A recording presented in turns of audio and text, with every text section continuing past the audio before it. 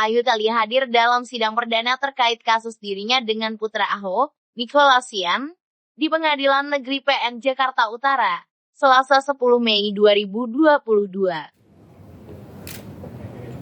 Persiapannya ya sebagai warga negara yang baik, dipanggil ya harus dihadapi.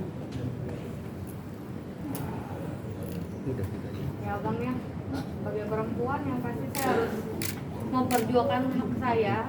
Tapi kalau ditanya kronologis, sepertinya lebih baik saya nggak usah jawab deh. Toh nanti saya cerita yang ada saya di perkarain lagi gitu kan. Ya kita bakal berjuang, yang pasti kita sudah siap akan kita hadapi. Saya akan memperjuangkan hak saya sebagai perempuan. Sidang ada komunikasi bersama sekolah juga? Tidak ada ya. Jadi juga 100% kita siap mengikuti persidangan ini, dan karena memang ini sudah sampai di persidangan, akan kita buka semua yang sebenarnya, baik tentang hubungan, kedekatan dan lain-lain, akan kita buka. Jadi ini saya kira momen yang bagus untuk buka-bukaan seperti itu. Dia kan momen yang sangat bagus, dan negara memberikan kesempatan kepada Ayu Thalia untuk mengungkap fakta yang sebenarnya. Kita juga minta maaf ke rekan-rekan media, kemarin sempat nggak bisa dihubungin karena saya jujur masih menjaga privasi sih pelapor. Tapi karena sekarang sudah masuk ke persidangan, ya intinya saya akan memperjuangkan hak saya. Apa yang benar akan saya perjuangkan. Saya nggak mau mau sejam saja disalahkan, saya nggak mau, apalagi setahun 2 tahun. Ya. Karena saya nggak salah. posisinya berarti Ayu Thalia ini sebagai apa bang? Yang pertama, status Ayu Thalia di Pengadilan Negeri Jakarta Utara sebagai terdakwa. Ini saya jelaskan, terdakwanya kenapa terdakwa kan begitu? Masyarakat kan bertanya-tanya. Karena dugaannya beliau dituduh melakukan pencemaran nama baik sebagaimana diatur dalam pasal 310 311. Itu kan pidana umum. Pertanyaan saya, pencemaran nama baik yang mana yang dilakukan oleh Ayu Thalia? Karena memposting.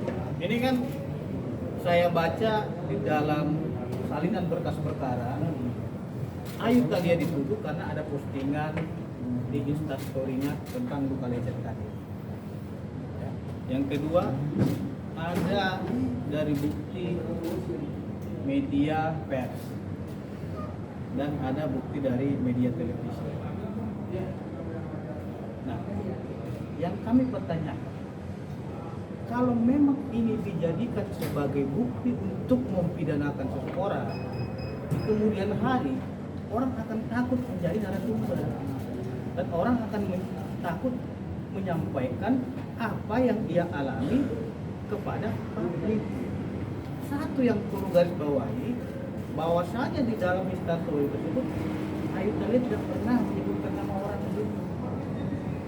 Hal yang wajar jikalau dia memposting di instastory-nya tentang apa yang dia alami dengan luka lecet tadi. Dan memang setiap hari beliau selalu update tentang kegiatan-kegiatan setiap hari. Apakah hal tersebut dijadikan bukti oleh teman-teman untuk mempidanakan sesuai apa yang dialami? Semestinya ada imunitas yang dilakukan oleh Dewan Pers kepada Ayu Thalia. Ini yang kita sesalkan.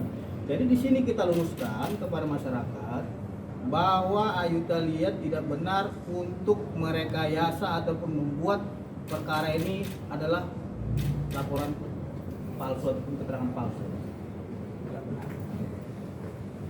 Kalau dibilang tidak ada buktinya, loh, bukti visum sudah diserahkan ke pihak kepolisian, ya, luka-luka lecet, terus celana dan baju, ada buktinya. Nanti kita buktikan saja seluas-luasnya di pengadilan ini, biar terbuka gitu loh. Karena di dalam penghentian perkara laporan di Polsek Penjaringan tersebut, saya lihat tidak ditemukan adanya tindak pidana. Bagaimana tidak ditemukan adanya tindak pidana sudah luka lecet, berdarah-darah? Kalau tidak cukup bukti masih mending mungkin kan gitu. Ini dasarnya tidak ditemukan adanya peristiwa pidana. Lo bagaimana mungkin tidak ada peristiwa pidana orang sudah luka-luka? Klaim abang sendiri kenapa laporan itu dihentikan bang sama polisi? Ya. Kenapa laporan Ayu tadi yang pertama itu dihentikan sama polisi? Tadi sudah jelas saya sampaikan di dalam hasil ya penetapan tadi surat pemberitahuan hasil penyelidikan dengan dasar tidak ditemukan adanya peristiwa pidana. Berbeda dengan tidak cukup bukti, kan gitu. Kalau tidak ditemukan peristiwa pidana, saya kira ada kejanggalan di dalam kasus ini. Ya, bagaimana mungkin tidak adanya tindak pidana kecelakaan luka-luka lecet?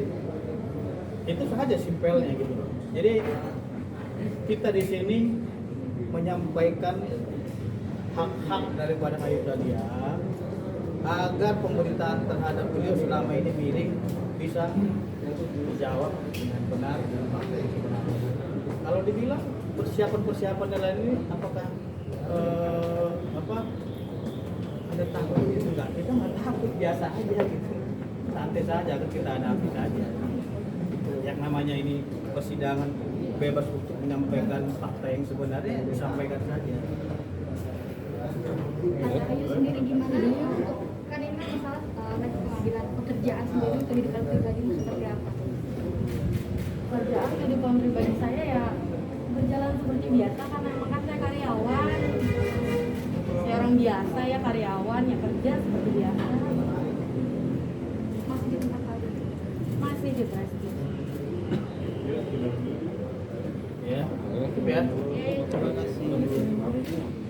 Dijadikan bukti oleh teman-teman untuk mempidanakan tersebut adalah hal yang menurut hukum cukup kuat. Nanti akan kita buktikan. Tuduhan itu saya lihat tidak jelas. Bang, ada upaya mediasi sama mediasi sendiri sebelum kasus itu naik ke persidangan? Ada mediasi, upaya mediasi sama? Ini kan sudah proses hukum. Kita serahkan kepada proses hukum.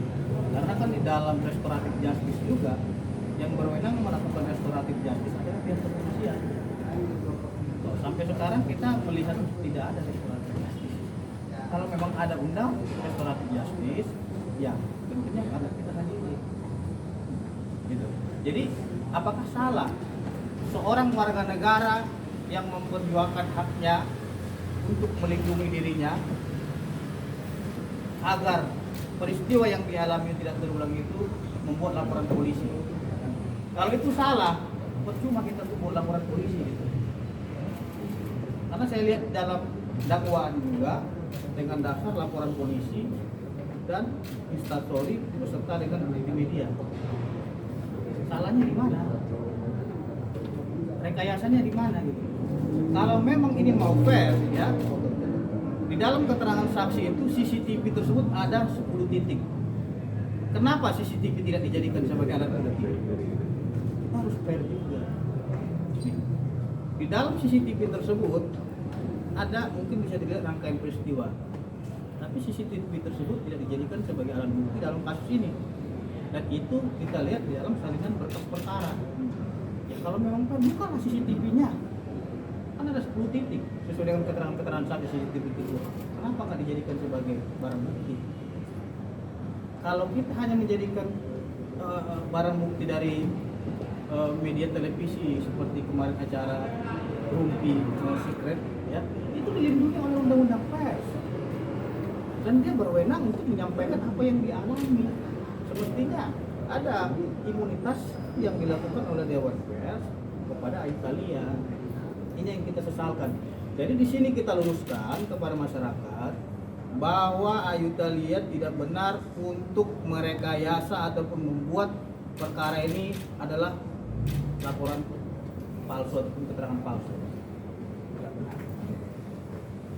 Kalau dibilang tidak ada buktinya, loh, bukti visum sudah diserahkan ke pihak kepolisian, ya, luka-luka lecet, terus celana dan baju. Ya baik, terima kasih teman-teman media. Ya, dalam persidangan kasus perkara pasal.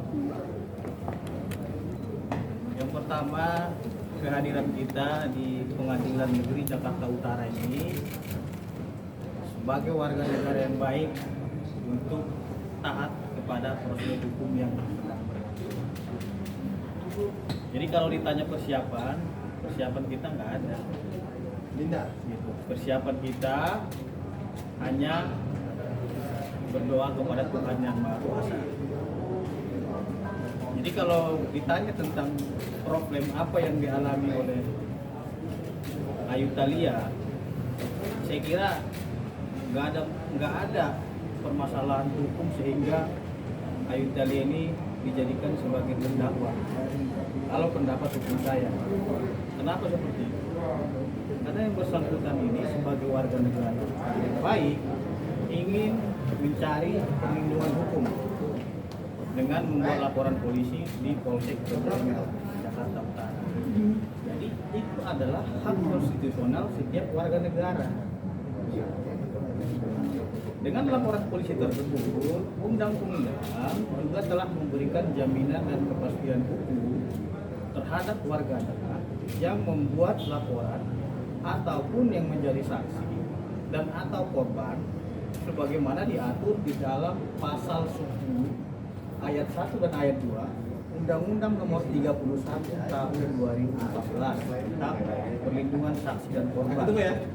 Jadi kita melihat di sini bahwasanya ada rangkaian hukum yang semestinya diberikan perlindungan hukum kepada Ayu Thalia yang dibuktikan dengan laporan polisi tadi. Kalau perbuatannya tersebut adalah karangan ataupun cerita bualan, nggak mungkin klien kita ini membuat laporan polisi.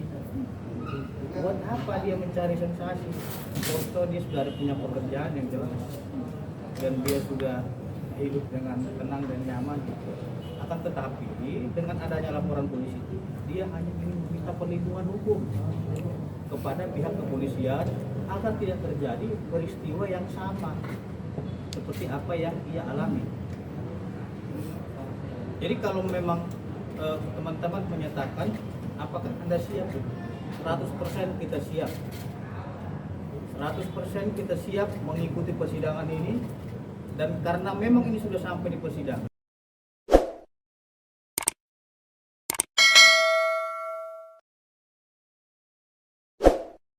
Jangan lupa subscribe ya.